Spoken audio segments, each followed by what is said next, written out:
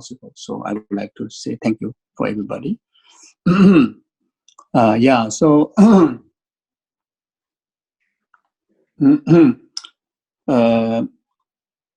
we try our best not to go through, technical teachings. I think, there's so many teaching materials are available, the books and audio classes, extensive classes on different topics, everywhere is available. So I think we try our best to be, bit of interactive sessions, or maybe if that is not so convenient with this online Zoom platform.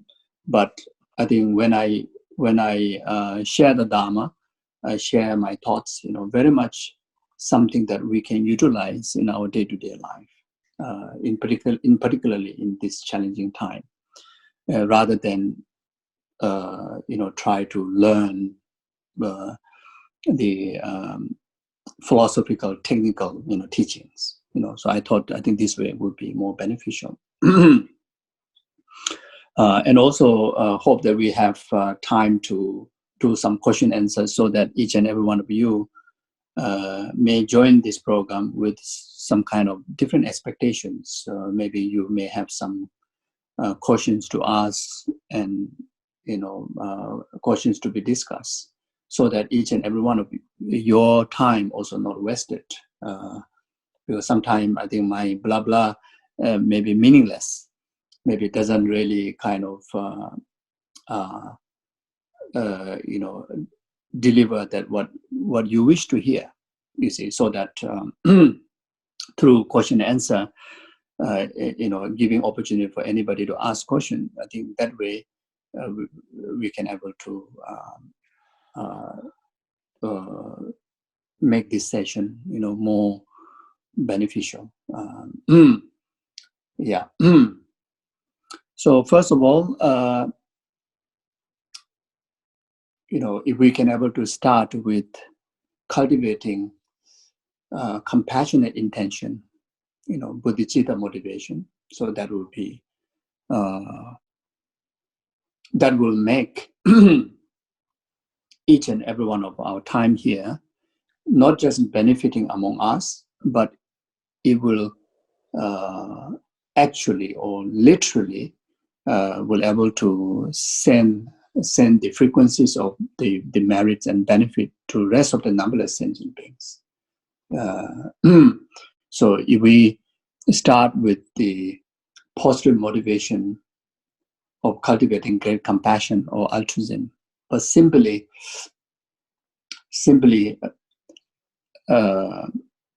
keeping all the rest of the numberless sentient beings, numberless formless beings in different six realms, numberless form beings within different six realms, as long as sentient beings, as long as the living beings who is still under the control of karma, under the control of delusion, under the control of contaminated aggregates, which is called samsara,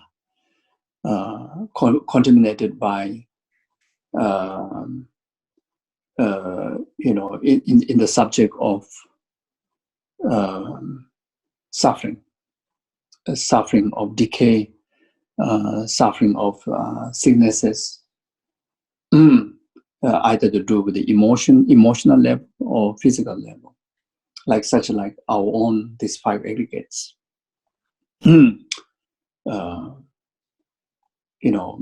Even though how healthy it may be, how youthful one may be, but everything going to exhaust into decay because of being contaminated aggregates, contaminated by karma, past karma, and the karma that which committed by the delusional cultivations. As long as living beings who are similar condition like ours, those are called the samsaric sentient being or samsaric living beings. Since all the samsaric living beings are subject to the samsaric suffering, the pervasive suffering, suffering of change, then these sentient beings should be, keeping in our heart as object for us to offer benefit of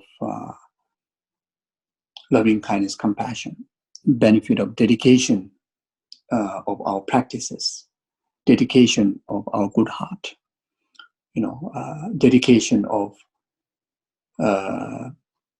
cultivating their well-beings whenever we engage in virtuous deeds, like such as this very session. What we're going to discuss virtues, discuss about loving kindness, compassion, and wisdom. And that conversation, that discourse only has the effect of benefit. It does not contain any element of harmfulness to anyone. So any form of the dharma, whether it is spoken by speech, whether it carry in the moral discipline within our body, speech, and mind, whether it cultivate in our attitude, even just simply in motivation, it carry the element of only be beneficial to oneself, beneficial to the surrounding environment, and absolutely beneficial for the living beings, including one's family members and one's pets, ants, cockroach, or anything that is in your house, the bacteria within the pots, within the garden, within the plants. So whenever we talk about dharma, whenever we think about dharma, whenever we behave even physical level according with the dharma, it has a natural element of transmitting beneficial contribution to the rest of the sentient beings. So therefore, all this benefit, if we implement altruistically, meaning by the altruistic motivation,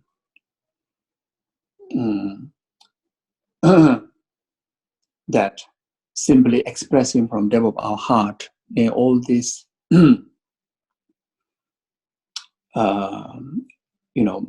activities of our body, speech, and mind during this session be the complete cause for the numberless sentient beings' temporary happiness up to the ultimate happiness of full enlightenment, the full liberation of enlightenment. For that reason, I'm going to spend my time here. I'm going to listen to the talk, and I'm going to raise, contribute with raising some beneficial cautions to improve our wisdom, or to find more valuable methods, how to make our life more meaningful, by sharing these thoughts, make others' life more meaningful, by being beneficial to the society, beneficial to your own, ultimate benefit of enlightenment, like that. So take one moment to express the altruistic motivation. Okay, so everyone just take one moment to do that.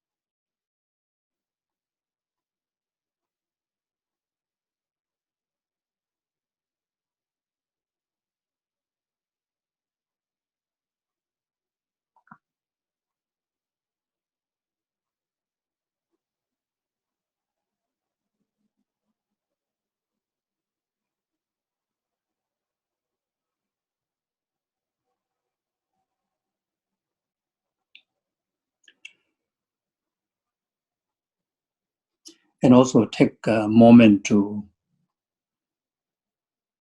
acknowledge that,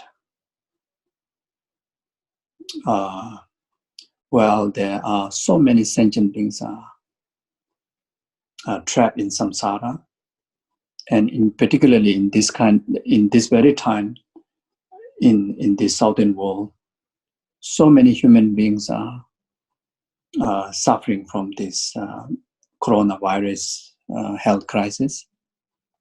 In the midst of this samsara, that how fortunate that,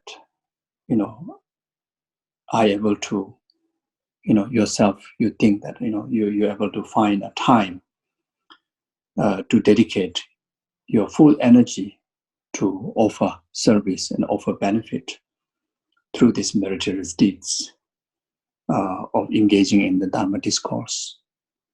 How fortunate that I have that opportunity.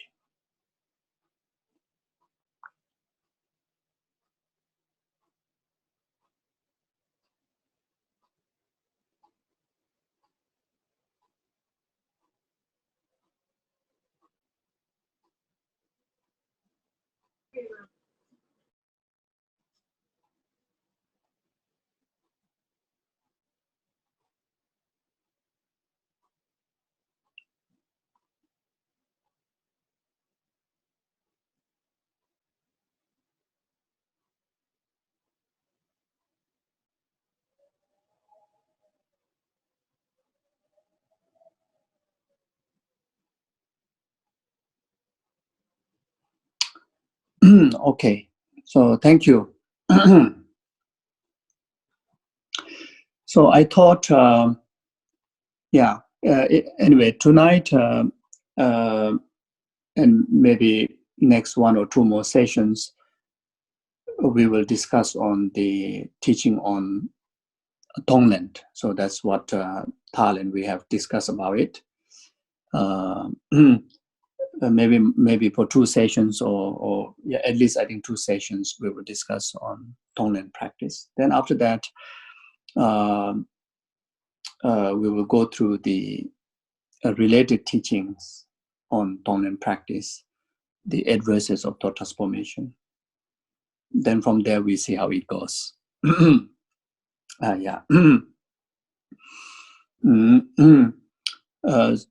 So before getting into the actual subject, first of all, thought to talk about the basis of the foundation or the basis of the Tonglen practice. The Tonglen practice meaning practice of taking and giving, taking all other sentient beings, misfortunes and sufferings onto you, and giving all your fortune, merits, wisdoms and service, to the rest of the sentient being. And this practice can able to cultivate, genuinely and effectively when we have the basis of, the Mahayanic Dharma, which is the practice of great compassion. And not the practice of great compassion not only play a role as a foundation to the practice of Tonglen, but in fact it played the role of the foundation to all the other practices.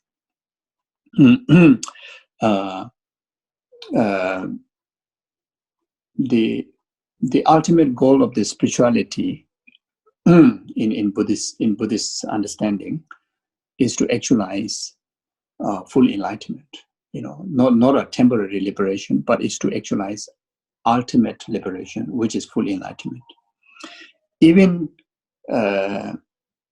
the self liberator within the Buddhist teaching content, there's the practitioner that which pursue self liberation and practitioner who pursue liberation for the benefit of numberless sentient beings, the full enlightenment. Even for the practitioner of self-liberator,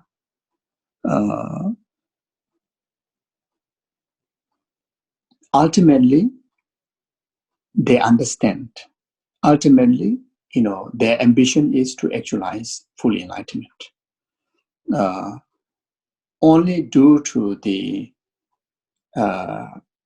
understanding of the major samsaric inconvenience and the lacking of the full strength in the practice, or the great challenge, seeing the great challenges in the adoption of the practice of great compassion, this practitioner, they choose self-liberation. Otherwise,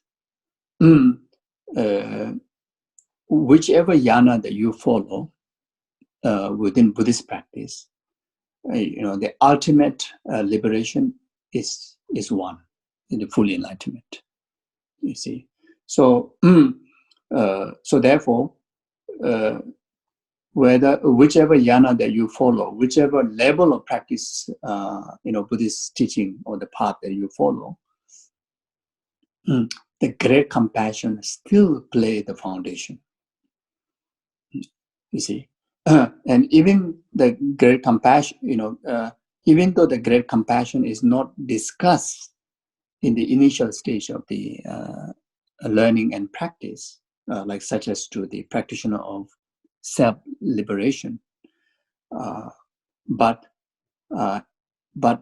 discussion on compassion has to be there, and that the compassion towards self is the reason. It will be the reason to develop the great compassion, like such as the teachings on three principal aspects of the path by Lama Tsongkhapa taught very clearly that first we have to understand one's own the samsaric nature, one's own condition in samsara, then develop genuine sense of renunciation,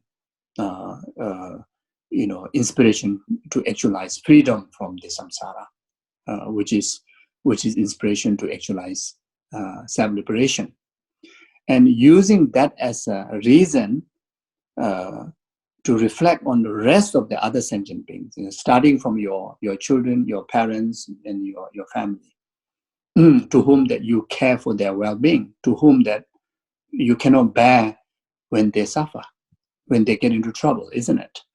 And that from that stages, you expand that understanding to the neighbors, to the then rest of the humanities, to the rest of the animals, and rest of the other sentient beings, hungry ghosts, hell beings, including gods and demigods. You see, so therefore, compassion still serves the basis of all the Dharma, whichever tradition you follow, whichever yana you follow, even for the self-liberator, that compassion is the basis of the practice. You see, so now we need the immediate protection from this COVID-19 crisis, isn't it? Of course, we have to follow, and it is wise and it is most beneficial to follow the medical science instruction, for the conventional way of conventional prevention of this COVID-19 infectious disease.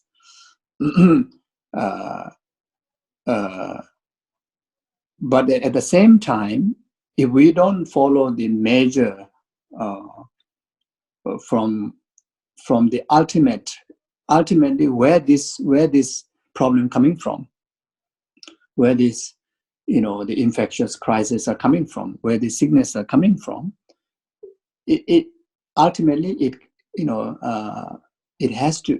is the result of collective karma of sentient being, and in particularly collective karma of human being, the southern human being, and how in the intensity, how intensity it affects individual level is very much contribution of your own individual karma. You see, so the conventional, the medical science prevention definitely needed. It is extremely important, but just relying on that, the crisis won't end. As long as the root cause of the crisis is not purified, not eliminated, even though we may find the cure for this, this COVID-19, even though we may immunize with this COVID-19, but then the other kind of the challenges and crises that we have to continue to face. You see, so therefore, in order to purify overall samsara, and in particular this time to purify the difficulty, the challenges that we are facing, in relation to COVID-19, I think the solution has to be, adopted, the solution from the both sides, the conventional solution as well as the ultimate solution. So this is what, based on, I think, understanding of the karma, I think, this is the way out, I believe. I understand that this is the way out. So to purify the karma, of course, all the Dharma practices play as an antidote to purify the karma. But now here, in particularly, from the historical research, historically, in Buddhist practices, during Buddha's time, then during the time of 80 Mahasiddhas, the Indian Pandits, then during the Kadamba masters, even before Kadamba masters came into existence, during the first time when the Buddha Dharma went into Tibet, when Pema Sambhava was visiting Tibet, then after that during the Kadamba masters period, and even today in our time, the practice of compassion, play as an antidote, to overcome diseases, sicknesses, spirit harms, emotional crisis, even physical health crisis, and in particularly effective to overcome epidemic sicknesses, and especially effective to purify what you call the respiratory infections. So this COVID-19 is a respiratory infections, isn't it? So here, His Holiness the Dalai Lama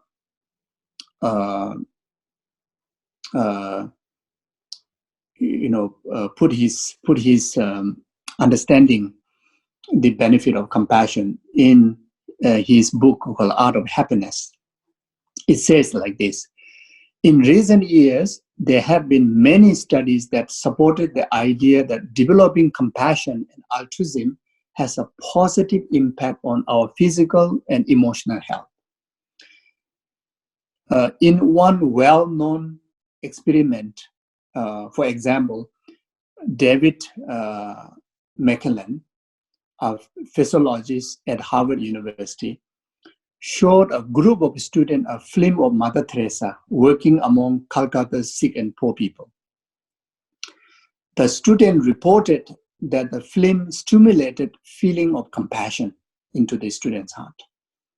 Afterward, he analyzed the student's saliva and found an increase in immunoglobulin A. I don't know what is. Oh, anyway, so very, very good one.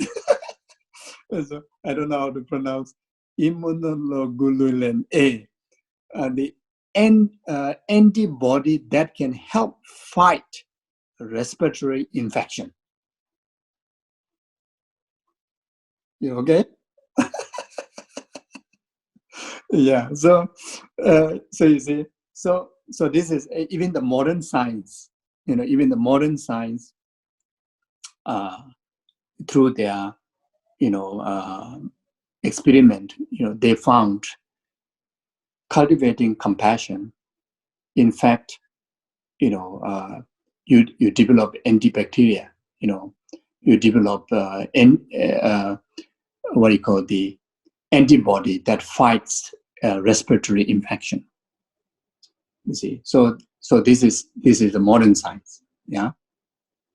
So even when take our own individual self, through little experiences in our life. I'm sure every one of you, if you close your eye and trace back to in your life, there are many moments that you have cultivated compassion. You have cultivated compassion towards your pets, cultivated compassion towards your parent, towards your relatives, or someone on the street, who's hunger, who's in pain, whatever. Or when we look at the TV news, we see so many crises that happening in the world. There's so many people who suffer. When you look at them, you just can't help to feel for them, isn't it? You just wish them be free from those sufferings, isn't it? And that is the expression of compassion. And many of you are practitioners, and I'm sure you have meditated in the deep meditation on the subject of compassion. And many of you even have meditated on bodhicitta, the greatest, the fully matured aspect of compassion, the bodhicitta. And I'm sure, if you recall that experience right after that cultivation or during that cultivation of compassion, the experiences that both your body and mind experience. If you genuinely cultivated the compassion, there's a sense of openness, sense of losing the concrete, the chest, the tightness at your chest level. Your view, your central view tends to become wider. Your mental understanding tends to open the door towards the wider perspective. Physically, you tend to experience sense of calmness. Even though you're watching the video of someone who is suffering, but because of the generation of compassion, genuine generation of compassion, you tend to develop sense of power, sense of that you also have some way to help these people. Of course, if we didn't cultivate compassion, if we mistakenly, what do you call the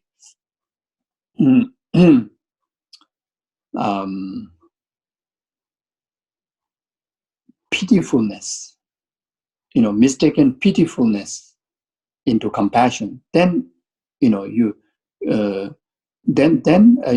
cannot experience the same experience that what comes about cultivation of compassion.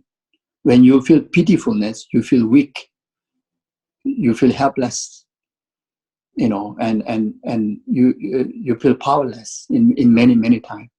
But when you cultivate genuine compassion, the result is power.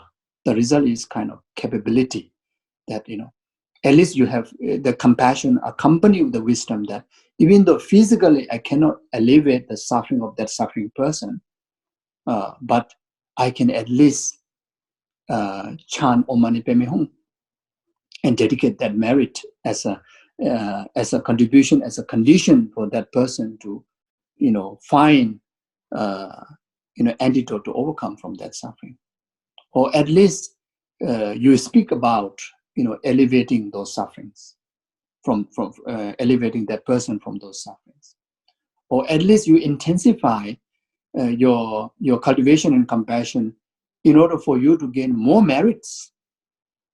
So the more merit you have, the more tools that you gain, the more capability that you actualize in order to reach more effectively the benefit to the needy suffering beings. You see, so so you see, so in short, whenever we cultivate loving kindness and compassion, especially in the deeper level or meditational level, that naturally, bring healing to your body, to healing to your mind.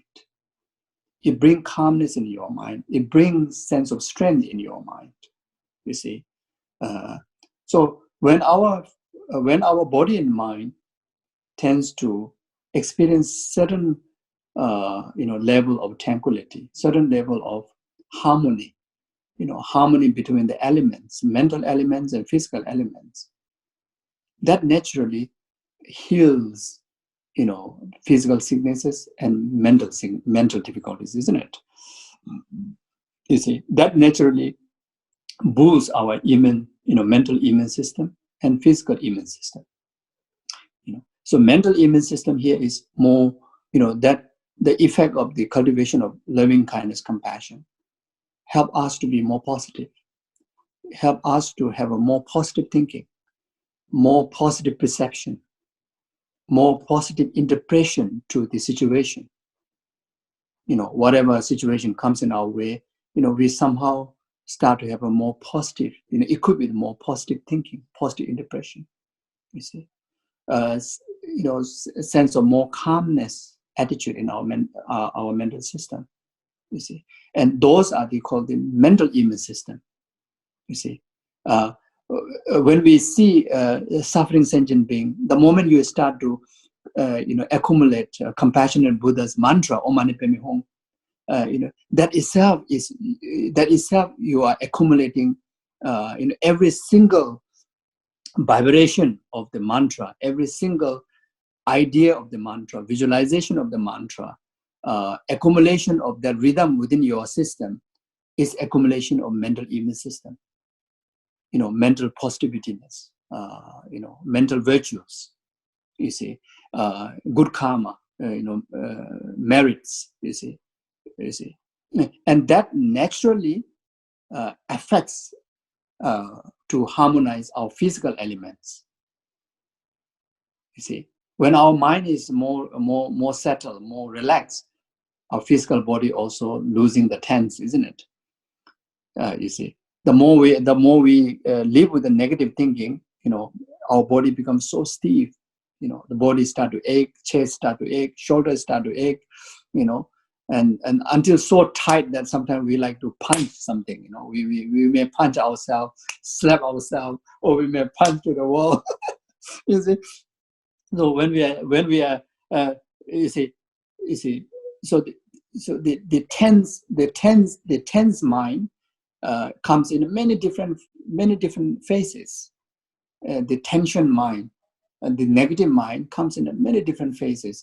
It comes in the phases of anger. It comes in the phases of grasping. Self-cherishing. It comes in the phases of many different forms of hallucinations. Different forms of different phases of ignorance. When we are so angry, when we are so upset, when we are so stressed, we have a wrong view even towards the Buddha. Say that, I think you won't help me. I'm too messed up. I think you may not be able to help me this time. So this is ignorant. This is the wrong view. which is the one of the phase of how stressful we are, how negative our mental attitude is, you see. Then even in the positive thing, we tend to project, interpret negatively. When we are angry, even how sunny the weather may be, we start to impute in a totally negative way. We feel angry of why so sunny. We feel angry of why so rainy. You see. So therefore, as long as our mental system is filled with loving kindness, compassion, or the cultivation of compassion, our entire mental immune system is fully developed, and that naturally act as an anti-mind towards the negative emotions, and that naturally benefit our physical body to harmonize all the different, the elements, and that helps to develop, physical immune system, and that naturally help to fight diseases, like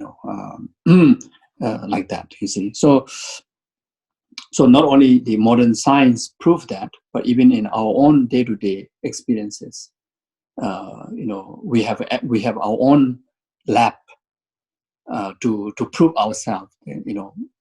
The cultivation of loving kindness, compassion still it definitely helps. So therefore, during this difficult time, instead of occupying our mind with worries, fear of uncertainty, etc., rather in any way, we are already restricted. Conventionally, we are restricted. Many part of the world, people are locked down. People have to stay in the house. They cannot go to work. They cannot have a social gathering. And this disease is actually, like spread almost every part of the world.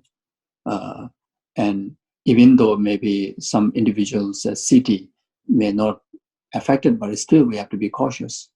But then that cautiousness very much expressed in anxiety, fear, anger, and negative emotions that will only worsen, the danger to our health. Rather, why not, we take the opportunity to occupy our system with, full of compassion.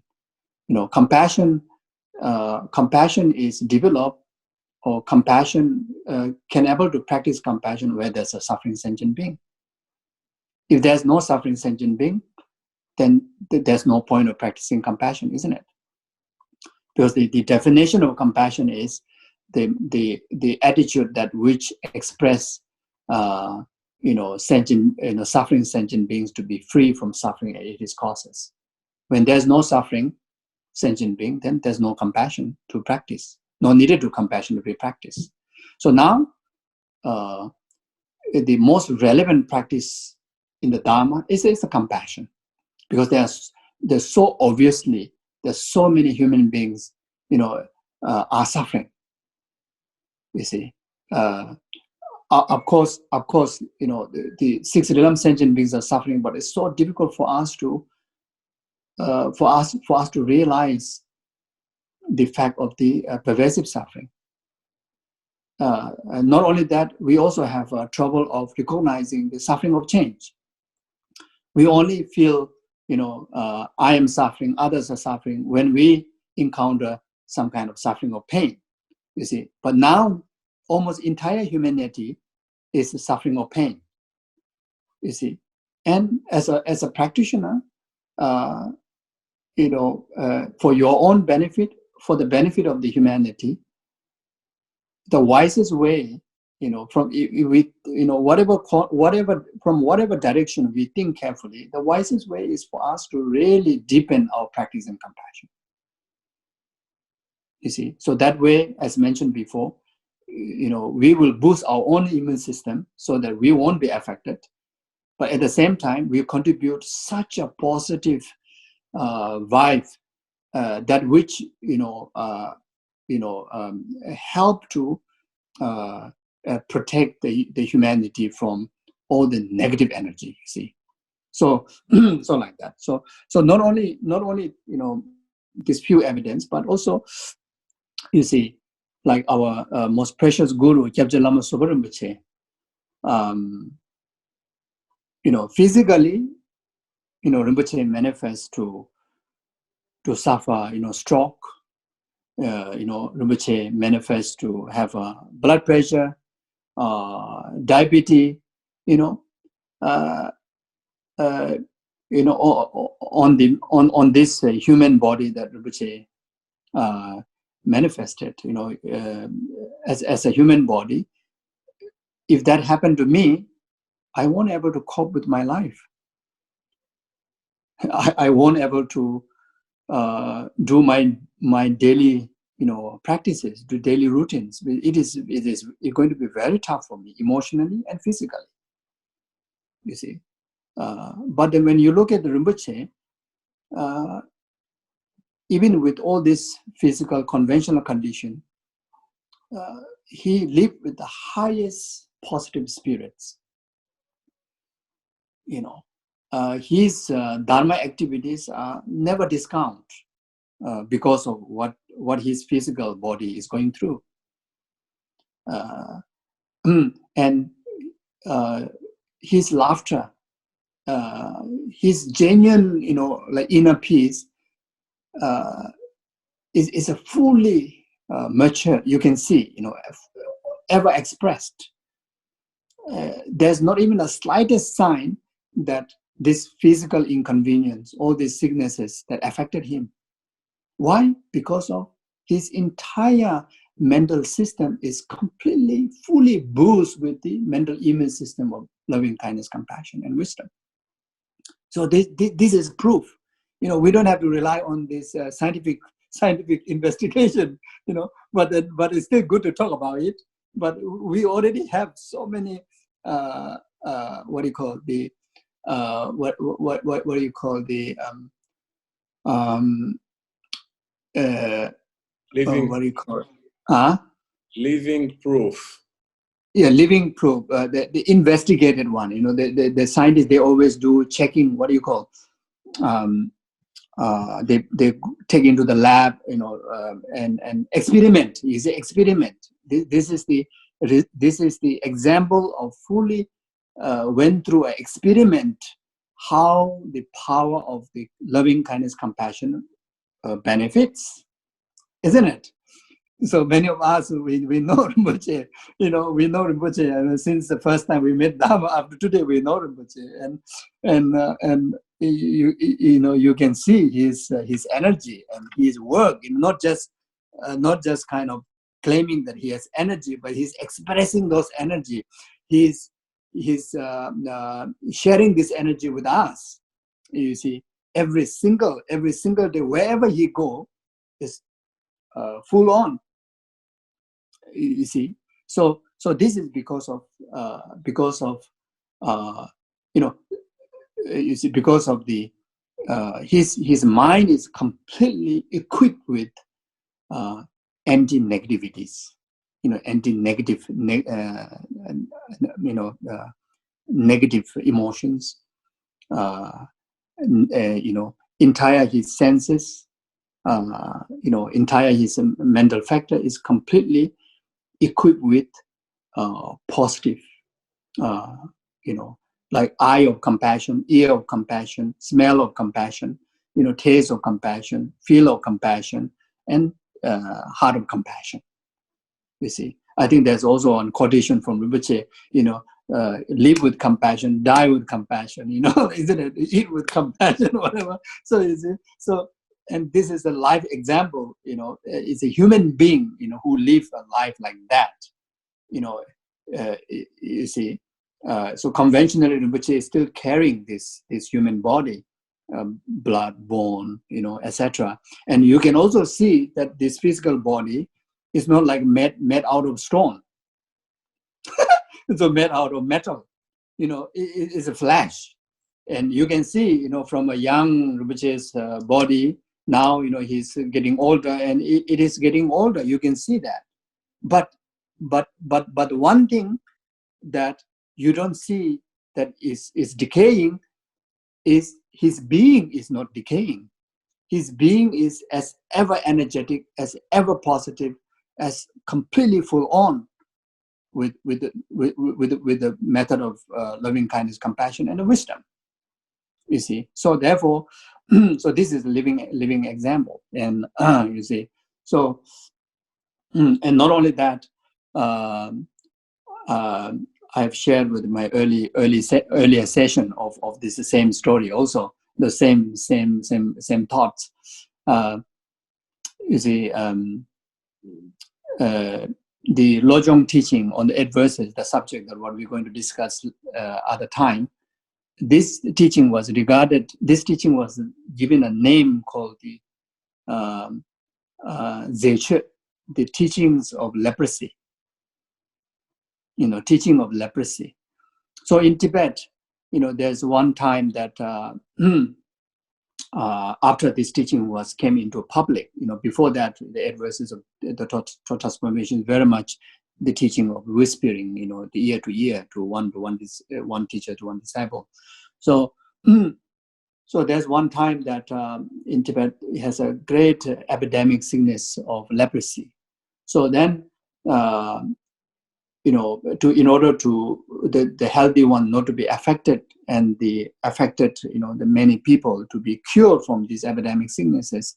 So the measure that they take is cultivation of the teaching on adverses, which is the essence, is the teaching, the practice of compassion. Then, because of taking serious measure on the adverses, the entire the town, the people were completely cured with the leprosy, and those people who was not affected because of taking measure, they were not affected. So since then on, this adverse teaching was given a name called Geshe, the teaching of leprosy. You see, so like that. Then Gelong Mapelmo, who the root lineage guru of the Nyungne practice, where all the Nyungne sadhana practices came from, is through Gelong Mapelmo. So Gelong Mapelmo was also from a very, very healthy, very youthful, physical body. Then she went through intense skin diseases, like including leprosy, like that. You see. Then Cheresi manifest, and Cheresi advised that her to cultivate compassion, through engaging in the recitation of compassionate Buddha's name mantra, like such as Om Mani Padme Hum, Namo Ranataya, Namo Ayadana Sakara Berojana Bora, the long mantra. Then advise Gelong Mapelmo to engage in the extensive preparatory practices like 7 limb practices in relation to Cheresi, such as extensive prostration, like when we do Nyungne, all this preparatory practice involved, like extensive Nyungne practice, prostration practices, 7 limb practices, then recitation of the mantra, the long and short mantra, then this self-generation, front generation of Cheresic, you see. So after she engaged in the practice of compassion, she was fully recovered. You see, so this is the evidence. This is already the research already done. Then during the 80 Mahasiddha's time, some of the Mahasiddhas, from town, they directly isolate themselves in the forest. Then some of the Mahasiddhas, they got bitten by very poisonous insects, animals, and then after that, they got into a very serious health issues. Then during that time again, cultivating the practice in relation to compassion, they have recovered.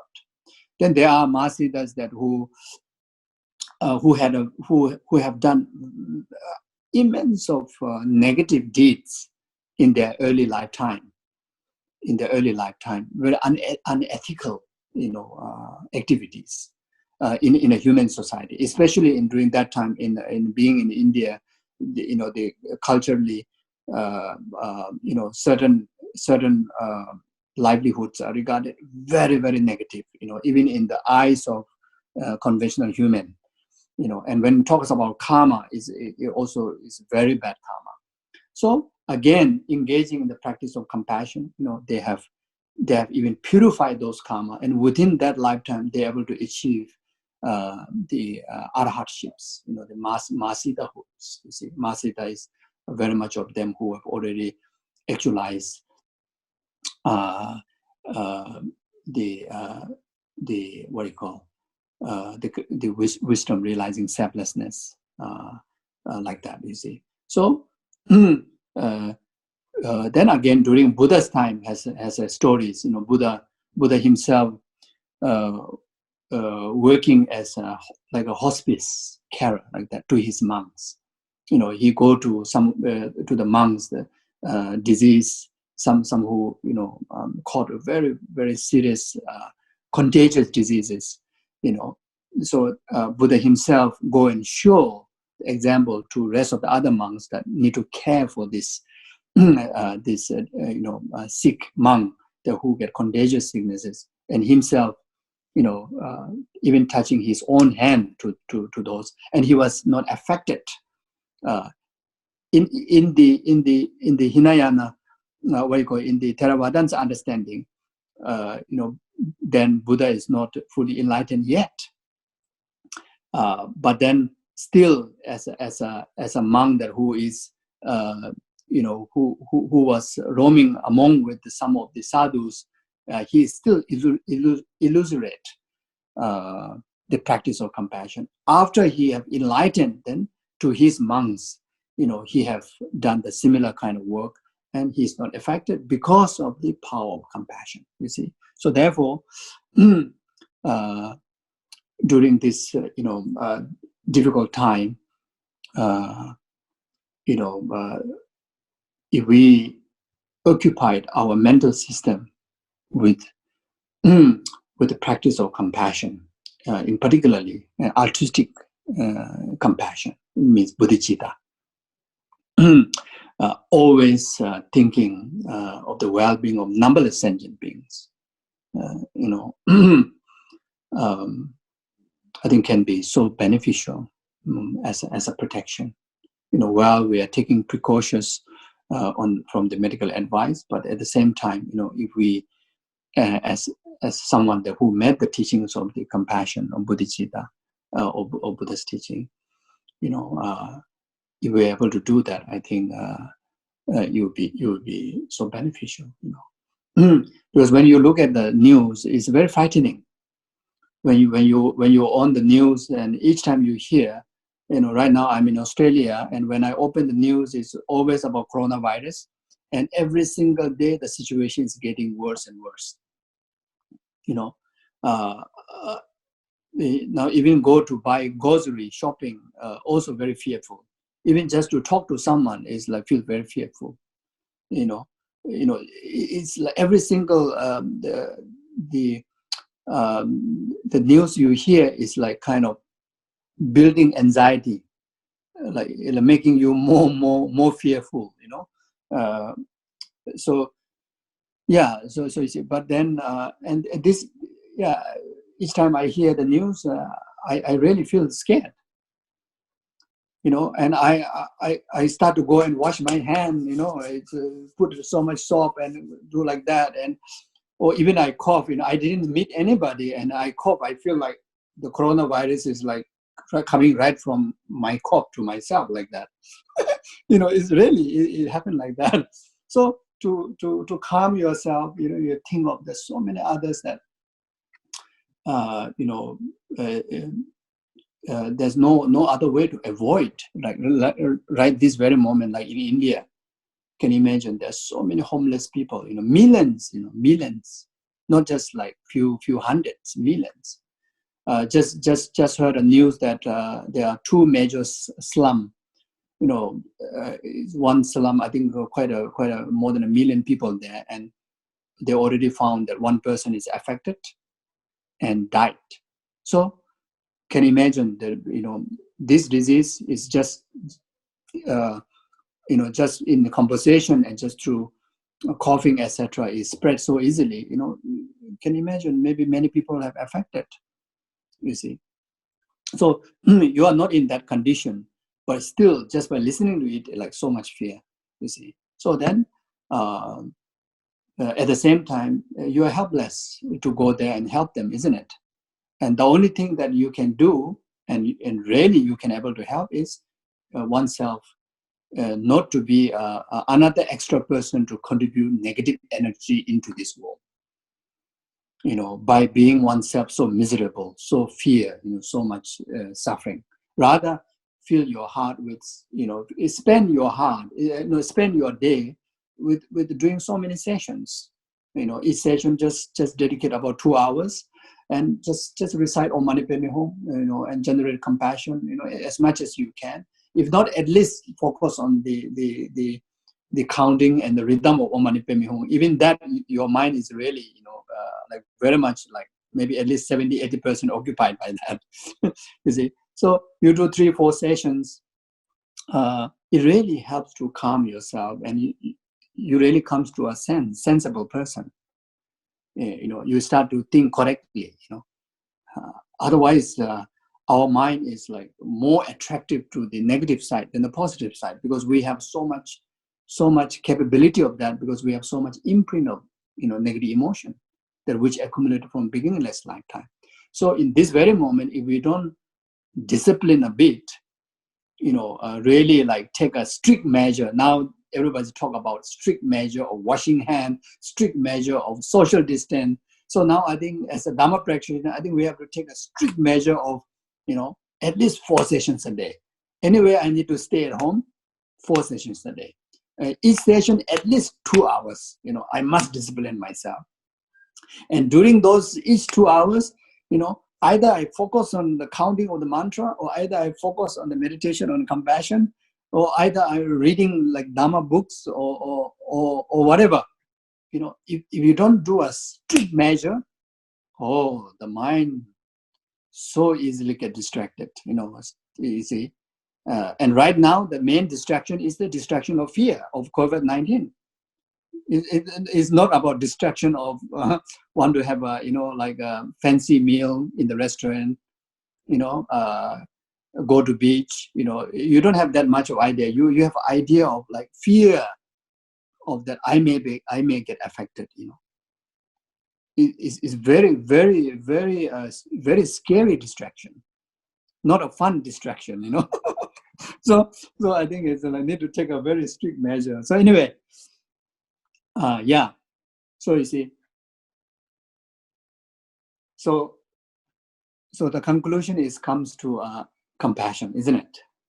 It's a great cultivation of great compassion. See, as I mentioned before, what really is the compassion is the heart that which express the well-being of numberless sentient beings. That's great compassion. Or in another word, the heart that express to elevate numberless sentient beings from suffering and its causes. And that can start from yourself. I wish to free myself from all the mental and physical sufferings and its causes.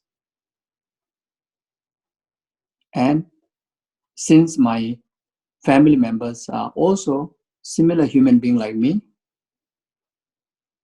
and I too wish to make all my family members free from suffering, any form of suffering, and its causes.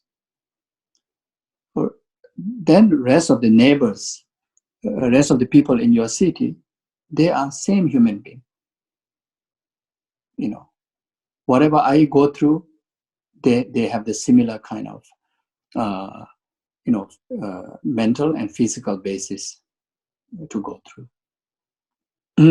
So therefore, I want the rest of the people in the city, your city, to be free from any form of suffering, starting from this COVID-19 and all the causes of the entire samsara suffering.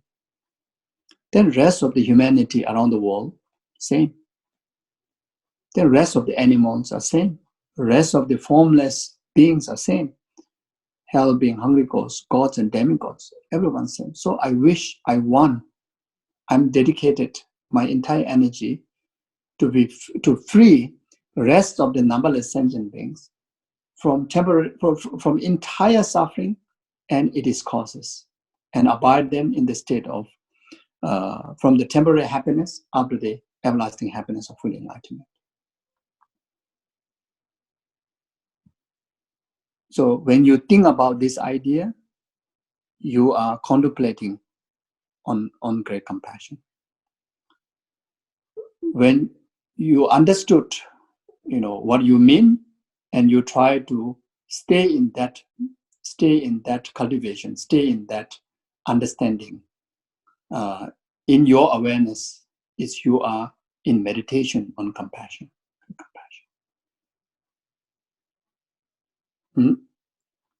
When the meditation on compassion go even deeper level, in a concentrational level, then through this understanding what means compassion, or through the expression of compassion from your heart, comes to a point that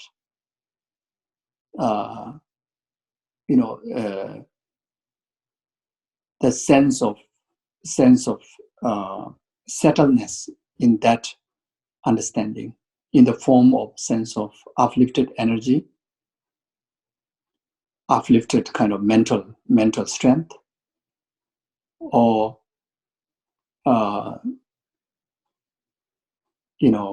even in the sense of kind of sign of the goosebumps are coming out of it, or the tears are naturally falling. There's a strong, intense feeling that is happening in the depth of your heart, by the effect of that you've been keep thinking about the idea of what the compassion is, or keep generating that thought, come to the state that whole body and mind feel like totally uplifted, or you come to a point that the entire sentient being is right in front of your eye.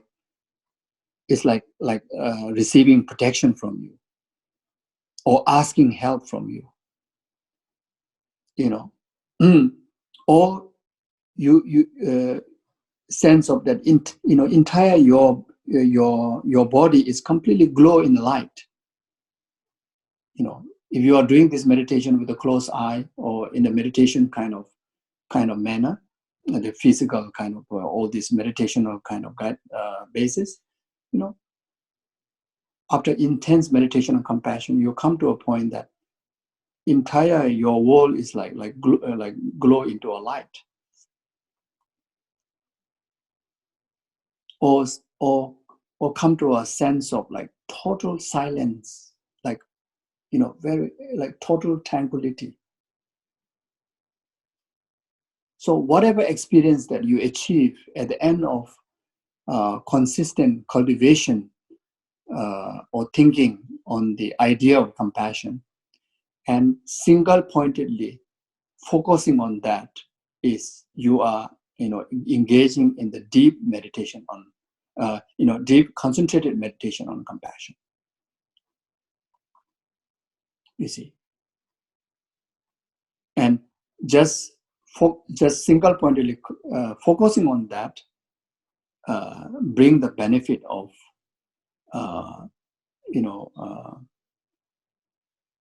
sending the frequency of compassion, the benefit of merits and virtues through the the merit that you accumulate through the compassionate practice to rest of the numberless sentient beings, because you already taken rest of the numberless sentient beings, the object of your compassion. You see, so just single-pointedly remaining on that for 1 minute, for 1 hour, 2 hours, whatever, you are channeling great benefit of virtue and merit to rest of the sentient being. And those virtue, those merit will act as a conditional cause for each and every single sentient being to meet, causes and condition to free from those suffering and causes of suffering. And we cannot kind of transfer our merit onto them. We cannot also wash away their sin. This is the fact. But each and every single sentient being has a basis, like an antenna, to receive the condition from others, conditional help from others. You see, the antenna, like to receive the internet frequency, like that antenna is the Buddha nature within each and every single sentient being. That is the antenna. That is the basis of, that is the foundation of merit that every single sentient being has. Even that sentient being experiencing the lowest hell in the Vajra hell still possess the Buddha nature. When that Buddha nature is nurtured by the condition of others' virtue, that Buddha nature will be fully awakened or will be liberated from that rebirth in the lowest hell. Like Buddha's previous life, Buddha's previous life, before Guru Shakyamuni Buddha was born in Tushita, his rebirth was in the hell realm. And he was in the hell realm. Who is one of the carrier of the hell carriage. He was with his friend carrying the hell carriage, and his friend, the other hell carriage carrier is far more weaker by karma than him, even though they are in the same hell realm, but far more weaker. So therefore, his other partner is struggling to pull the hell carriage, and the hell god was so angry and was hitting to his companion, hitting. And Buddha's previous life generate sense of compassion. Sense of compassion. Don't hurt him. I will carry for him. At least don't hurt him. Then the hell god was so upset and hit on his head, and he passed away. Then he was born into Tushita. So then after that, then he came into this world. So that was caused by. So I don't have an exact kind of reading from particular text. Some say it's Guru Amitabha was made the aspiration prayer to all the hell beings. Then this previous life of the Buddha, received that conditional meritorious dedication that makes his Buddha nature to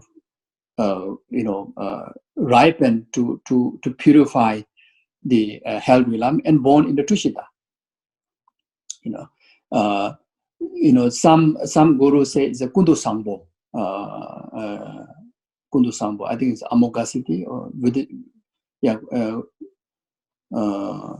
Bodhisattva Kundu Sambo is the one who made the aspiration, to elevate the suffering of all the hell being. And during that time, the Guru Shakyamuni Buddha's previous life was in the hell, experiencing that. And because of dedicating that merit, act as a condition to overcome himself, to generate the compassion, you see.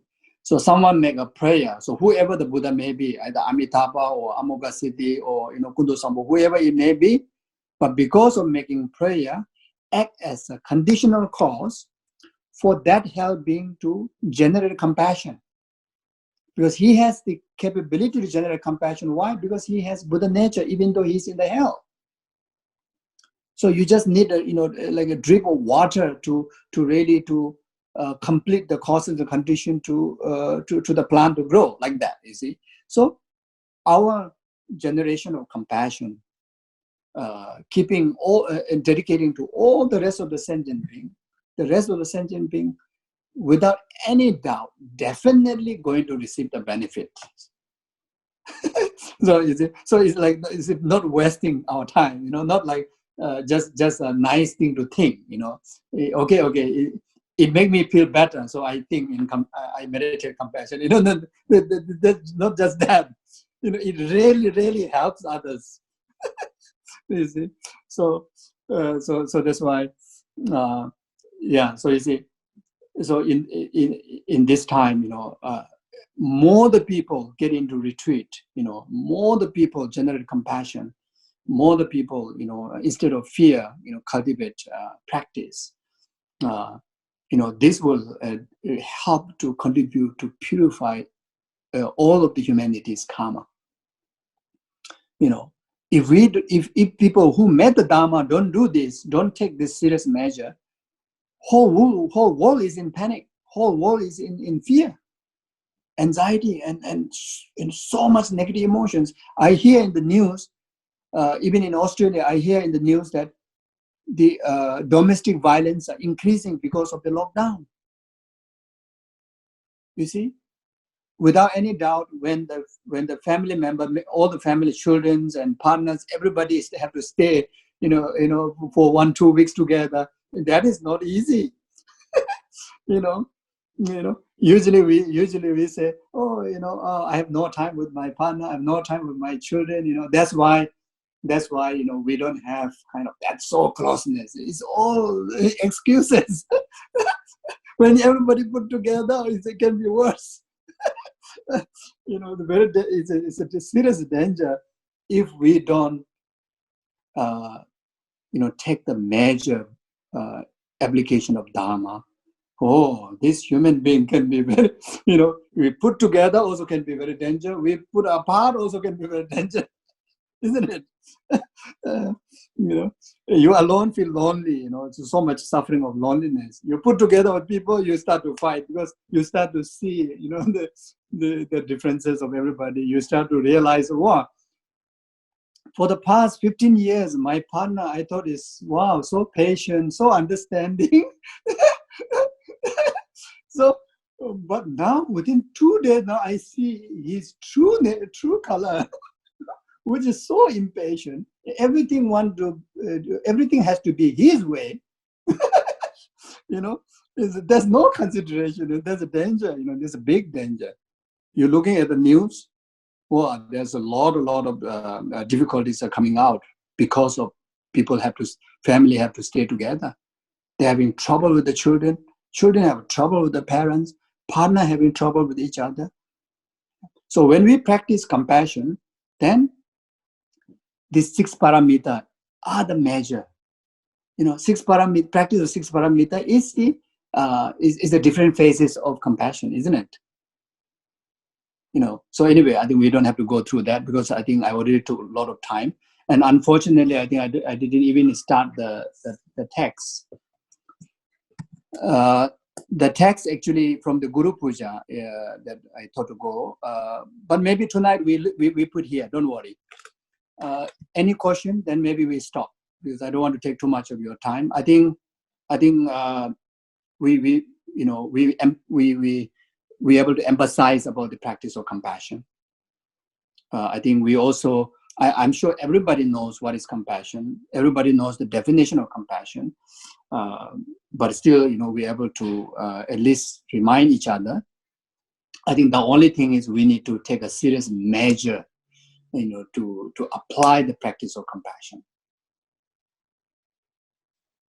So I think we are okay with tonight's session, isn't it? And you have anybody have any questions? Yes. Which part of Guru Puja text? you wanted to? Okay, Guru Puja text I wanted to go through is LC 89.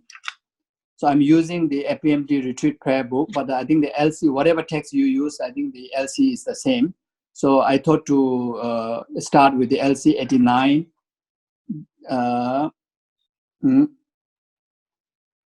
Then it will go up to LC 93, which is the actual self. Oh no, sorry.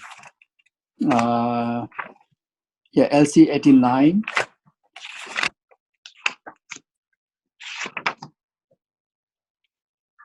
Then all the way to LC.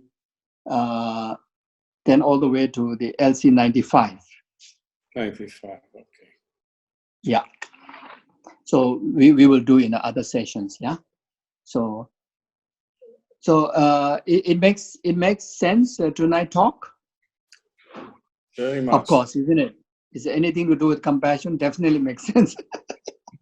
Yeah. So, but then again, if there are any kind of like improvement, any more suggestions or maybe challenges, if anybody want to share, please you can raise a question.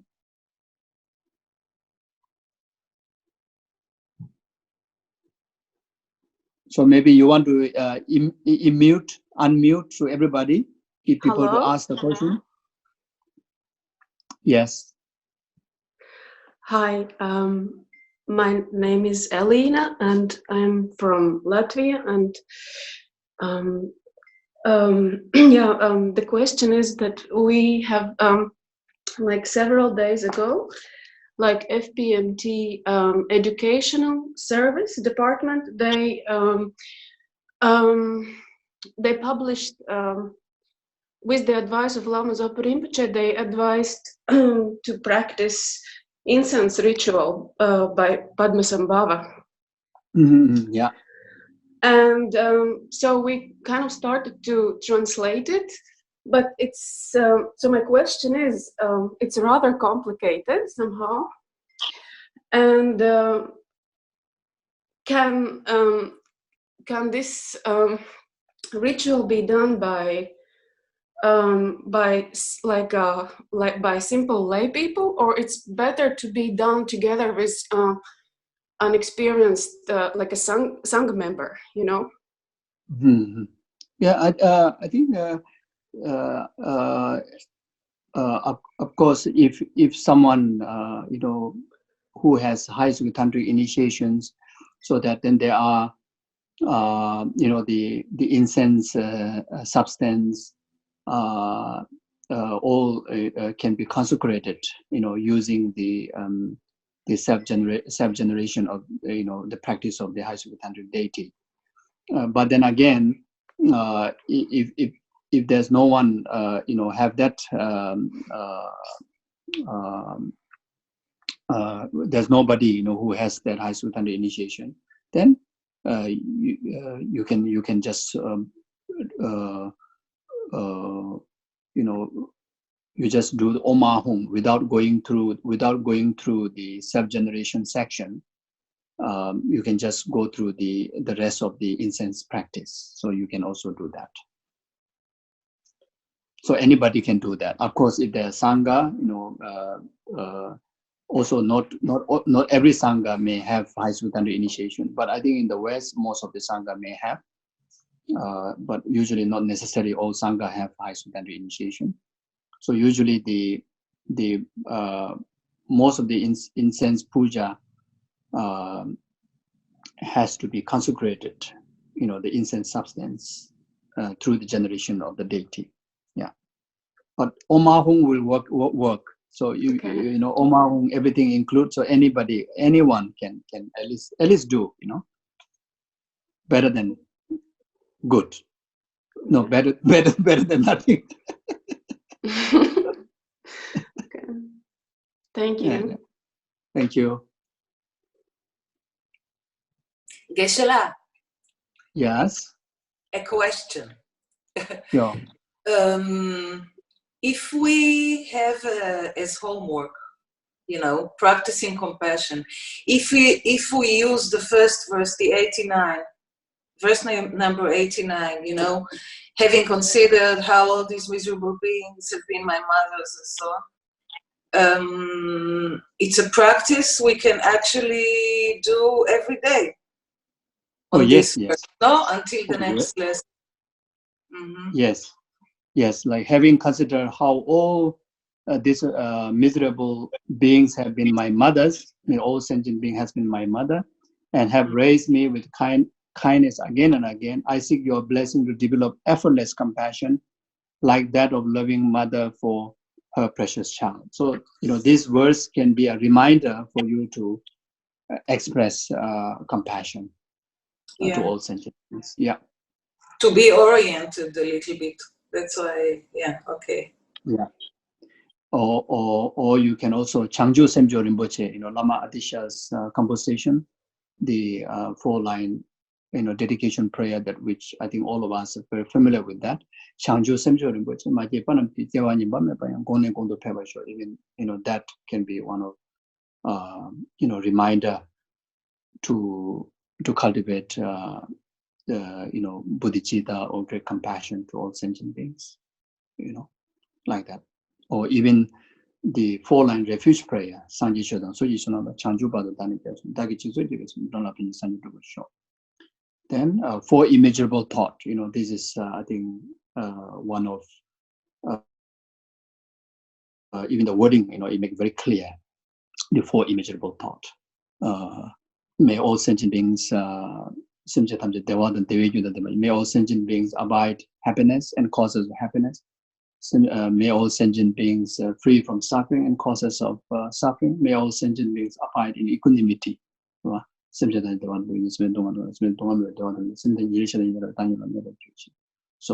4 immeasurable thought. Even just follow the one word by word, no need to explain. Even just follow one word by word. I think that's the most effective way to remind ourselves in the practice of compassion or bodhicitta. Then another thing is Om Mani Padme Hum. You see, Om Cheres's mantra, Om Mani Padme Hum. So 6 syllable. The moment you remember 6 syllable, you remember 6 realm sentient being. You see, the moment you remember 6 syllable, you remember to contribute the antidote to heal this 6 realm sentient being. You see, so the Om Mani Padme Hum, each one,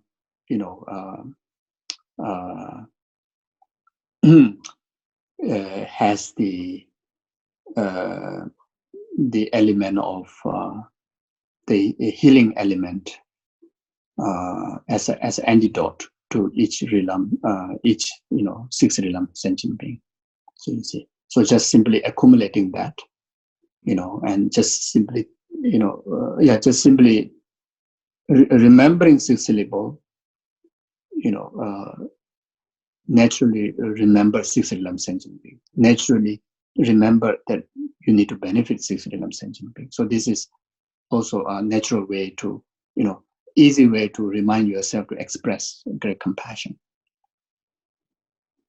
Yeah. And also, now I remember Cherezik. If you remember, the 1000 Cherezik, the 11 phase Cherezik, the moment you think of it, you remember 6 realm sentient being, and you want to follow the footsteps of Cherezik to liberate numberless sentient being from suffering and its causes. You see. So why, just simply thinking why the Cherezik has 11 head. This 11 heads born from the 11 crack, because of he was immensely, liberating numberless sentient beings into liberation, from suffering its causes. But then when he looked back, he saw again still so many sentient beings are suffering. So that time, he he started, even though he's Arya Bodhisattva then, but he has moment of arising of discouragement. So, as you all may know, then he teared so much until, formed a lake from the tear. Then from there, Green Tara was born. Then Green Tara say, you have benefited numberless sentient beings, but the sentient beings are really, it's infinite there. So never give up, your deeds of compassion. I will assist you. So Mother Tara expressed that. You see, so the moment you look at the Chenresik's face, you remember numberless sentient beings and want to help them. So you remember His Honor the Dalai Lama. His Honor the Dalai Lama. Just looking at this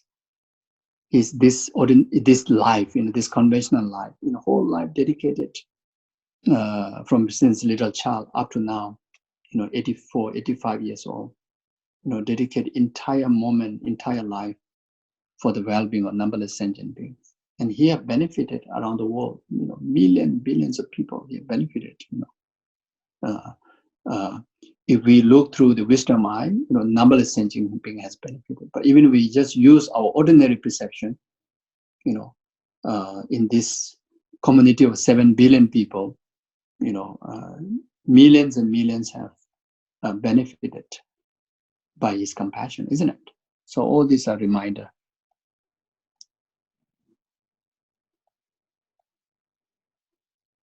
Any more question, or you want to stop? Because it's I'm okay. Yeah, maybe some of you some of you may. No, Suki, we can go on whole night. Some people may need to go for dinner, may need to go for a break.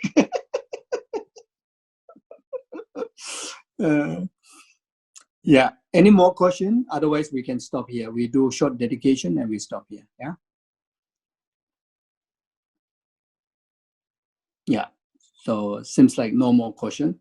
So in the next session, yes, we will try to have a question answer session, and you can ask anything. Don't have to be only relation to the teaching subject. Any other thing, so like that. And also, we try to find maybe a few minutes to do some of the recommended prayers. Maybe right this very moment, if you don't mind, maybe we can do a few minutes of some of the recommended prayer by His Holiness Dalai Lama and Kyabjen Lama Sopa Rinpoche, in particularly to overcome this COVID-19 sickness. So some of the mantras and practice, you may not have the text.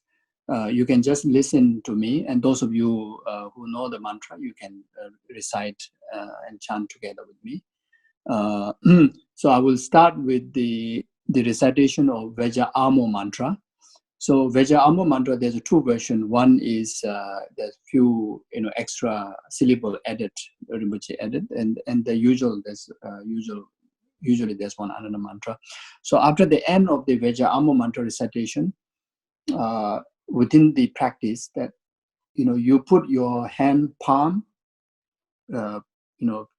to mouth to the nose, then you blow like that. So let the air, the blow air from your mouth goes into your nostril. So this is especially this practice, Vajrayana practice, to prevent especially virus, contagious virus. Also, comes with the air or respiratory, whatever. It's very beneficial. So you can do like that.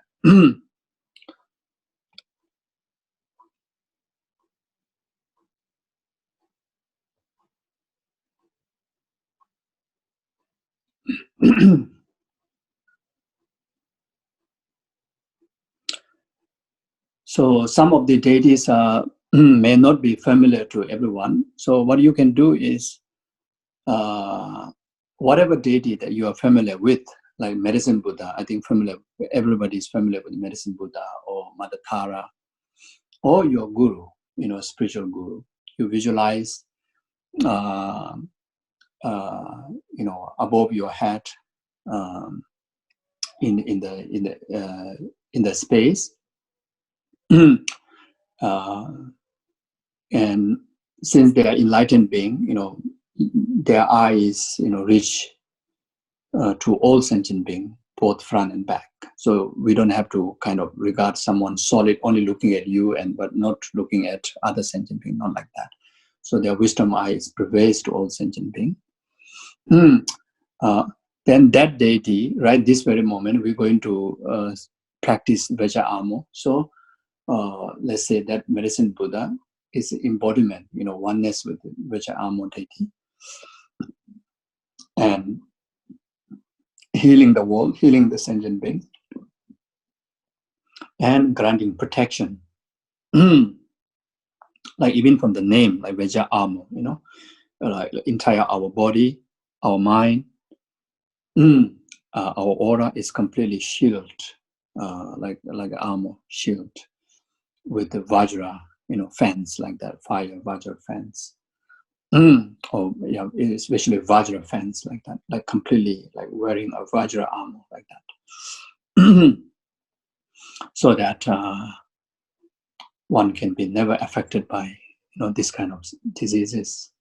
Our mind, not to get intruded by negative emotions, so that our body, speech, and mind can be healthy and able to offer benefit to rest of the numberless sentient being, and in particularly to the close karmic infinite, this southern world's 7 billion human beings, that we can help them. Om Bema Shawari Be Nambrashi Naga Nene Taya Ta Sawa Bireta Hana Hana Benzena Rakya Raja So Om Bema Shawari Be Nambrashi Naga Nene Taya Ta Sawa Bireta Hana Hana Benzena Rakya Raja So Om Bema Shawari Be Nambrashi Naga Nene Taya Ta Sawa Bireta Hana Hana Benzena Raja Raja So Om Bema Shawari Be Nambrashi Naga Nene Taya Ta Sawa Bireta Hana Hana Benzena Raja Raja So Om Bema Shawari Be Nambrashi Naga Nene Taya Ta Sawa Bireta Hana Benzena Raja Raja So. Then Jebjalam Sobarambiche recommended the Black Manjushri mantra. So Black Manjushri also regarded very effective, to cure, protect, contagious diseases, spirit harms, and also the harm, in particularly, created in relation to harming animals like nagas, like such as snakes, landlords, like that. So how true, I don't know. Even this COVID-19 is kind of very much related to, causing harm to certain particular animals. So, but in any way, all the sicknesses comes from harming sentient being. So here again, do the similar kind of visualization. Now that medicine Buddha, that Vajra, oneness with Black Manjushri. The nature is Black Manjushri, but in the form of whatever deity that you are familiar with. In the form of Black Manjushri, but appear as medicine Buddha, like that. Om Das Chus Dudas Dulmis Ningola Chu Kalaza Kam Sham Tam Be Pe So Om Das Chus Dudas Dulmis Ningola Chu Kalaza Kam Sham Tam Be Pe So Om Das Chus Dudas Dulmis Ningola Chu Kalaza Kam Sham Tam Be Pe So Om Das Chus Dudas Dulmis Ningola Chu Kalaza kam sham tam be be so om da ze ju ze de da ze de me ze ningola je kala za kam sham tam be be so om da ze ju ze de da ze de me ze ningola je kala za kam sham tam be be so yeah then yeah the also Jerusalem Subrahmanyam and all the many other holiness and gurus have recommended this Panashawari, the Lojuma Panashawari's mantra. This Panashawari mantra recitation and practice, widely and extensively done in the monasteries for the sanghas through the journey of pursuit of spiritual practice, learning extensive philosophy studies, not to encounter inner outer secret obstacles, in particularly in relation to the spirit harms and epidemic, the contagious sicknesses, because sangha community stay together. If one individual sangha gets contagious sickness, very easy to spread, because all sangha live together. So to overcome, we usually daily practice this Panashawari. So this can be so beneficial and widely recommended, this practice around this time of time. So similar way, again, you visualize Panashawari in the aspect of the deity that you are visualizing, but in the essence of Panashawari. Om Pishaze Panashawari Savajara Tashamana Yesoha. Om Pishaze Panashawari Savajara Tashamana Yeso. Om Pishaze Panashawari Savajara Tashamana Yeso. Om Pishaze Panashawari Savajara Tashamana Yeso. Om Pishaze Panashawari Savajara Tashamana Yeso. Om Pishaze Panashawari Savajara Tashamana Yeso. Om Pishaze Panashawari Savajara Tashamana Yeso.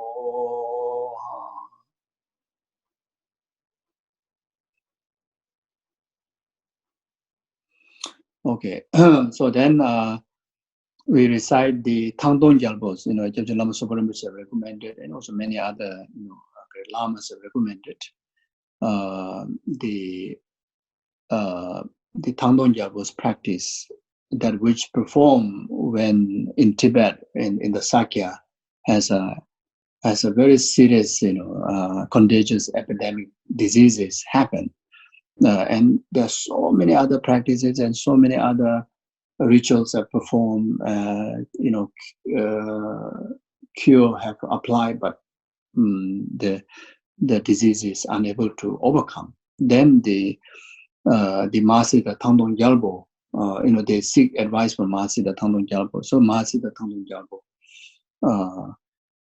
did this practice in relation to, again, compassionate Buddha Chenrezig. There's a prayer, then after there's aspirational prayer, then accumulation of the 6-syllable Om Mani Padme Hum mantra. So I will recite the aspirational prayer here. Then after that, we all together recite Om Mani Padme Hum together.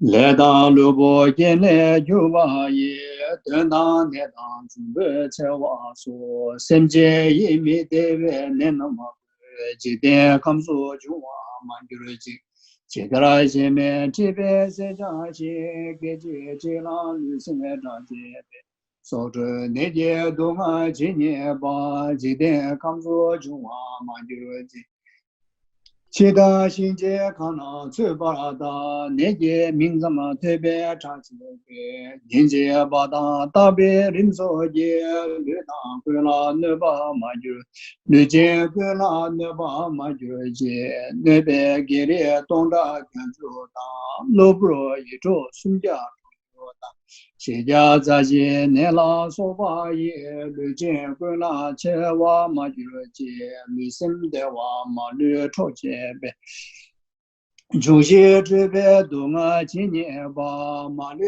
xi jin dang du den ba da seri ne me de je den bra sho lama kun jo sum je tu je kan do che jong su me ni du da len de lo wa me be den do ba je ngo wa me lam da zi do ba rai sho. So now we all recite Om Mani Padme Hum together. We recite quite quickly, so we recite 108 times. Om Mani Padme Hum, Om Mani Padme Hum, Om Mani Padme Hum, Om Mani Padme Hum, Om Mani Padme Hum, Om Mani Padme Hum, Om Mani Padme Hum, Om Mani Padme Hum, Om Mani Padme Hum, Om Mani Padme Hum, Om Mani Padme Hum. Om Mani Padme Hum, Om Mani Padme Hum, Om Mani Padme Hum, Om Mani Padme Hum, Om Mani Padme Hum, Om Mani Padme Hum, Om Mani Padme Hum, Om Mani Padme Hum, Om Mani Padme Hum, Om Mani Padme Hum, Om Mani Padme Hum, Om Mani Padme Hum, Om Mani Padme Hum. Om Mani Padme Hum, Om Mani Padme Hum, Om Mani Padme Hum, Om Mani Padme Hum, Om Mani Padme Hum, Om Mani Padme Hum, Om Mani Padme Hum, Om Mani Padme Hum, Om Mani Padme Hum, Om Mani Padme Hum, Om Mani Padme Hum, Om Mani Padme Hum, Om Mani Padme Hum. Om Mani Padme Hum, Om Mani Padme Hum, Om Mani Padme Hum, Om Mani Padme Hum, Om Mani Padme Hum, Om Mani Padme Hum, Om Mani Padme Hum, Om Mani Padme Hum, Om Mani Padme Hum, Om Mani Padme Hum. Om Mani Padme Hum, Om Mani Padme Hum, Om Mani Padme Hum, Om Mani Padme Hum, Om Mani Padme Hum, Om Mani Padme Hum, Om Mani Padme Hum, Om Mani Padme Hum, Om Mani Padme Hum. Om Mani Padme Hum, Om Mani Padme Hum, Om Mani Padme Hum, Om Mani Padme Hum, Om Mani Padme Hum, Om Mani Padme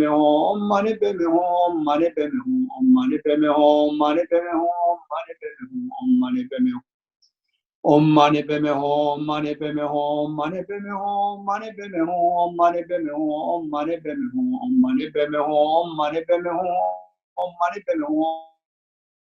Om Mani Padme Hum, Om Mani Padme Hum, Om Mani Padme Hum, Om Mani Padme Hum, Om Mani Padme Hum, Om Mani Padme Hum, Om Mani Padme Hum, Om Mani Padme Hum, Om Mani Padme Hum, Om Mani Padme Hum, Om Mani Padme Hum, Om Mani Padme Hum, Om Mani Padme Hum, Om Mani Padme Hum.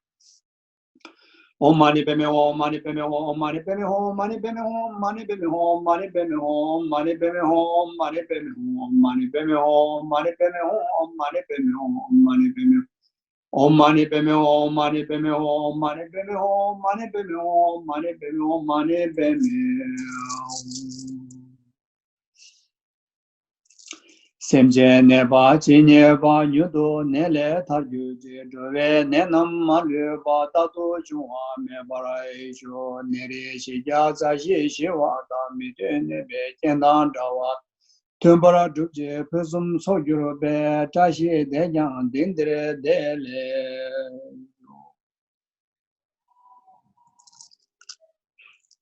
Yeah, then we recite the Green Tara mantra, specifically recommended by His Holiness the Dalai Lama. Yeah, His Holiness Dalai Lama advised everyone to pray to Green Tara and recite as much as possible, Green Tara mantra. If possible, also recite 21 Tara prayers, but at least Green Tara mantra. So it says that this will able to help to overcome this pandemic. Om Dare Do Dare Dure Soha, Om Dare Do Dare Dure Soha, Om Dare Do Dare Dure Soha, Om Dare Do Dare Dure Soha, Om Dare Do Dare Dure Soha. Om Dare Do Dare Dure Soha, Om Dare Do Dare Dure Soha, Om Dare Do Dare Dure Soha, Om Dare Do Dare Dure Soha, Om Dare Do Dare Dure Soha, Om Dare Do Dare Dure Soha, Om Dare Do Dare Dure Soha, Om Dare Do Dare Dure Soha, Om Dare Do Dare Dure Soha, Om Dare Do Dare Dure Soha, Om Dare Do Dare Dure Soha, Om Dare Do Dare Dure Soha, Om Dare Do Dare Dure Soha, Om Dare Do Dare Dure Soha, Om Dare Do Dare Dure Soha, Om Dare Do Dare Dure Soha, Om Dare Do Dare Dure Soha. So then we recite the Medicine Buddha mantra. Tayata Om Bekanze Bekanze Ma Bekanze Bekanze Ranza Samuga Deso Tayata Om Bekanze Bekanze Ma Bekanze Bekanze Ranza Samuga Deso Tayata Om Bekanze Bekanze Ma Bekanze Bekanze Ranza Samuga Deso Tayata Om Bekanze Bekanze Ma Bekanze Bekanze Ranza Samuga Deso Dayada Om Bekanze Bekanze Ma Bekanze Bekanze Ranza Samuga Deso Dayada Om Bekanze Bekanze Ma Bekanze Bekanze Ranza Samuga Deso Dayada Om Bekanze Bekanze Ma Bekanze Bekanze Ranza Samuga Deso. Okay, so then now we all come together to make a dedication of whatever merit we have accumulated during this session, and also like how Kyabje Lama Soparinpoche teaches us how to dedicate the merit, remembering, including all the merit that we accumulated in the past.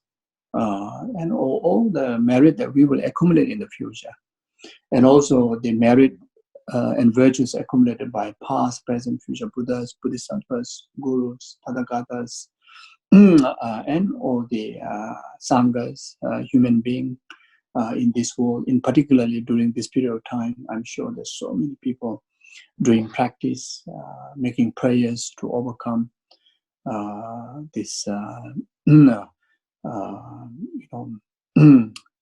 difficulties in the concern of well-being of all the humanity, all the sentient beings.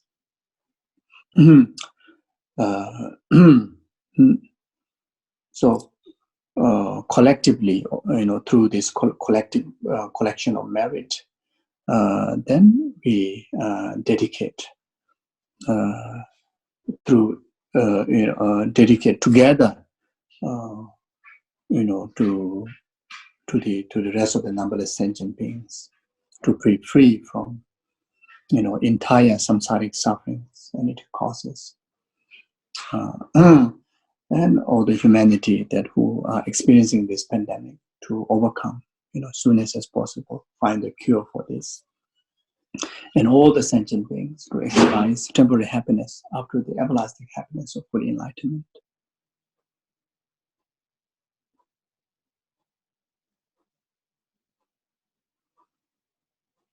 And this collective merit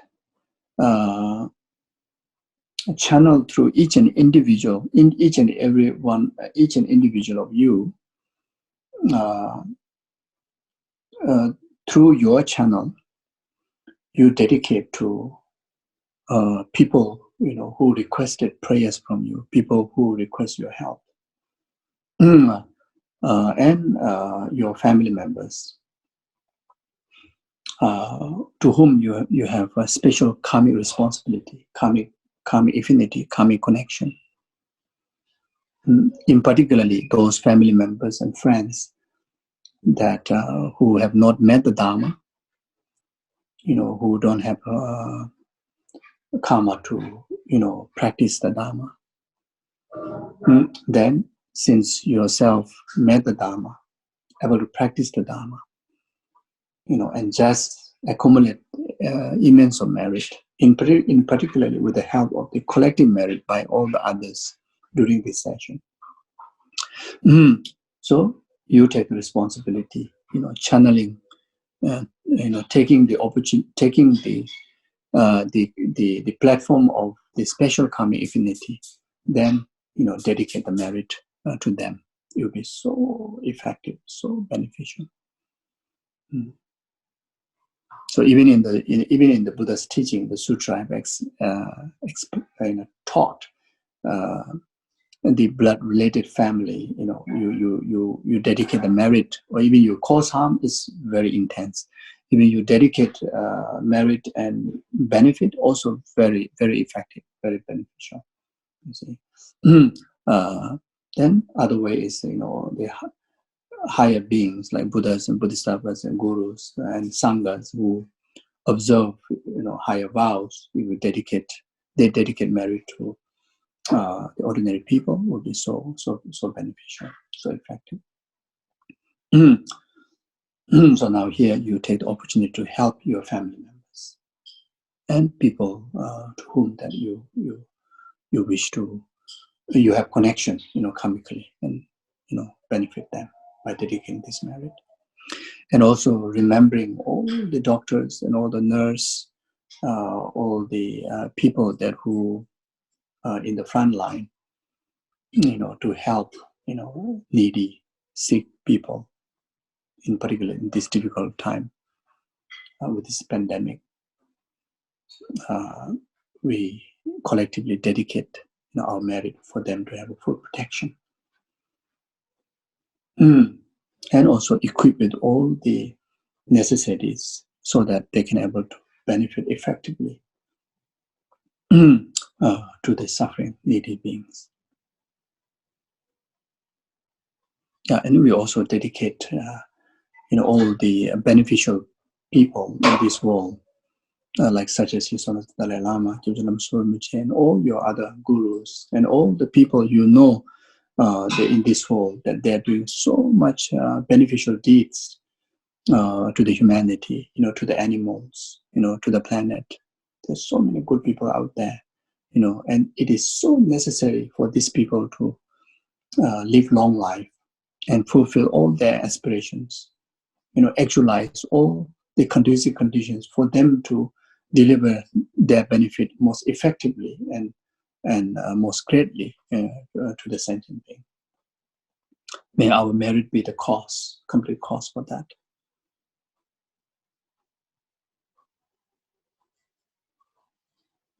We also dedicate to all the world leaders, to on top of the ability that they have, the power, may they equip with one of the most important quality is the heart of compassion to the people of people of this world, people of that nation, people of that state, including the responsible and in charge people in the family, the husband, wife, towards the children, or anyone who play the main role in the family,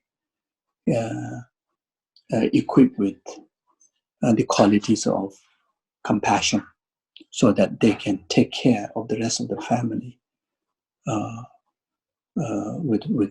with much genuine sense of care, kindness, love, and protection.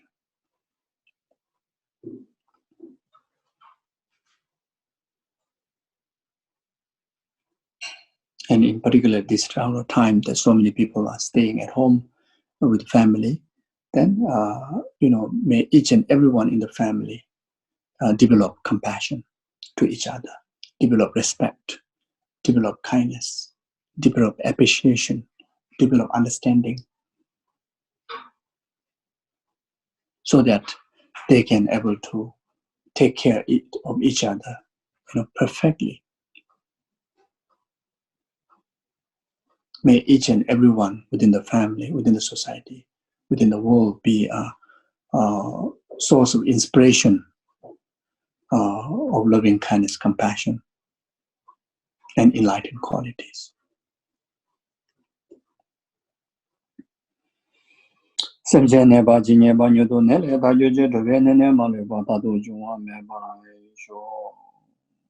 Then, like what taught in the Buddhist Acharya, like how Shantideva asked us to, taught us to dedicate. If in case we are unable to cover all the extensive dedication, then we dedicate like Bodhisattva Chandrese, Bodhisattva Manjukosha, Bodhisattva Samanabhadra, how they dedicate whenever they accumulate virtues and merit. I too dedicate that way, same way, like that. So our dedication will be just like how Bodhisattvas bring immense of benefit, through their dedication of merit to the sentient being. Jambe Bawen Jindra Jambadam Gundo Sambo, Dayan de Singeda, when Yeso Dalo Java, Deda Tamjera Dumo, the Sumchebe Java, Tamje, Mowa Chudo, about the Taji Jevets, our Diki, Sambo, Chejera Dumo. So I will do the short conclusion prayers, like merit multiplying prayers. And from your side, you can dedicate also in emptiness. So this is just now what we did is very much dedication in bodhicitta. So now those of you have,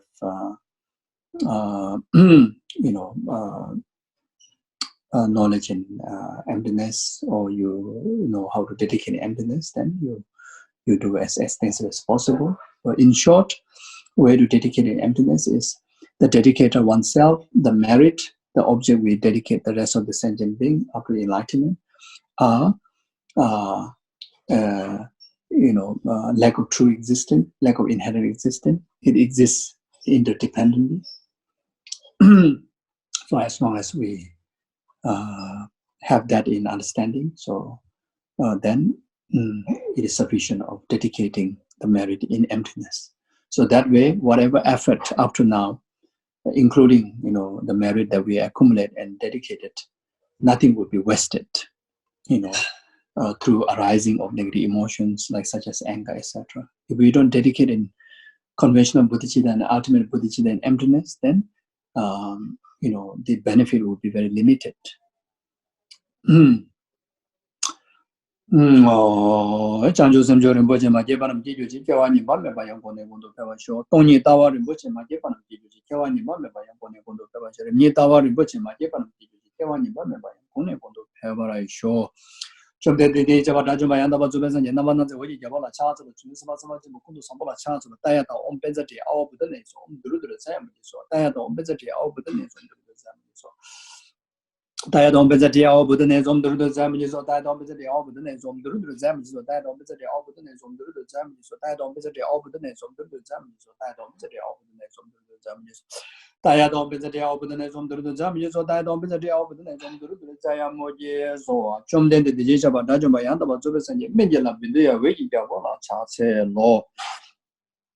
Chum de the days about Dajum by Yanda, but Zubas and Yimoa, the Molam to get Gavola, Chase law.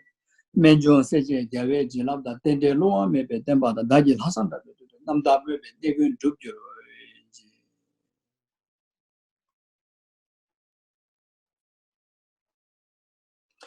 temba ji den kamso choma na temba niwe shindo sanwa iden ze bono shindo temba yure ne be tashi so be dan zo wa mi ge be shin ro ba sam je semje ra wa ko de samba chue shin ju be tashi ni mondele sendele ni men ku yan dele nin zen da do de le be kunjo sumje tashi.